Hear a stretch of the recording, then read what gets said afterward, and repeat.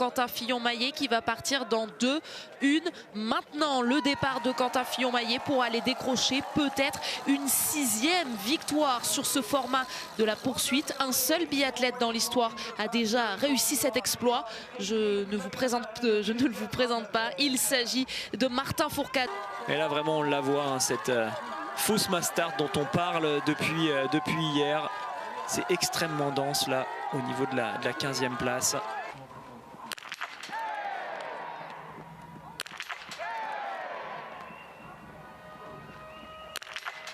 L'œil noir de Quentin Fillon-Maillet, 5 sur 5 pour commencer. Attention, ça commence bien pour Émilien Jacquelin. Ouais.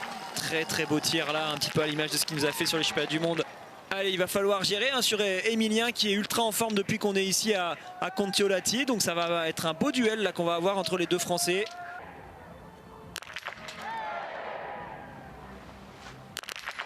Pas inquiété par l'installation de son coéquipier à sa gauche. Quentin Fillon-Maillet fait le plein. Émilien Jacquelin attaque et tire vite. Et c'est là qu'il va grappiller du temps, Émilien Jacquelin. Ah, on sent vraiment là qu'il y a un match qui est en train de s'installer entre les deux. Ah, Émilien qui commence à montrer quelques petits signes de faiblesse là en haut de cette montée. C'est normal, hein, il a donné beaucoup. Les 35 secondes qu'il a repris, il y en a peut-être 15 ou 10 sur le pas de tir. Le reste c'était sur les skis, donc ça veut dire qu'il a quand même plus forcé que Quentin.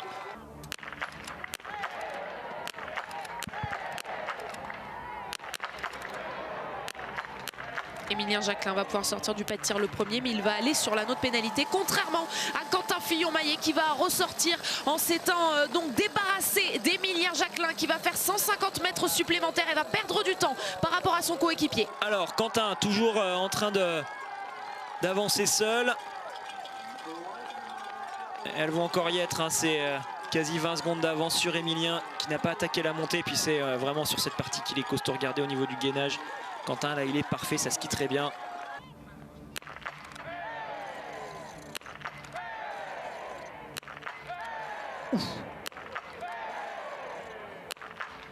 Ah. La réussite n'a pas souri 2 fois à Quentin Fillon-Maillet. Une cible est tombée, la dernière n'a pas basculé. Il va sur l'anneau de pénalité.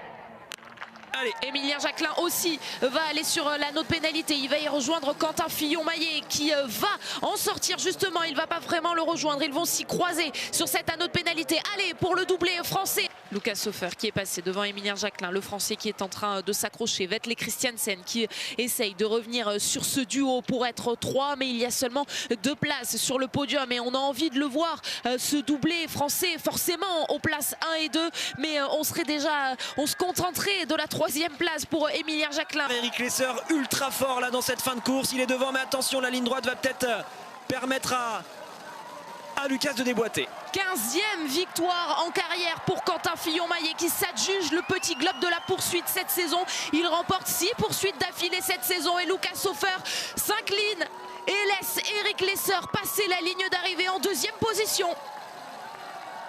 Quel finish de ces deux-là! Ils ont été épatants, bravo Eric Lesser, hein. Il a failli à un moment donné craquer face à Lucas Sofer. Et bravo à Émilien, hein. Franchement, quelle belle attitude sur ce début de course. Alors oui, il en a manqué un petit peu dans le réservoir à la fin, mais quand même félicitations. Moi je trouve que c'était ultra chouette la façon dont il a abordé ce début de course, Émilien.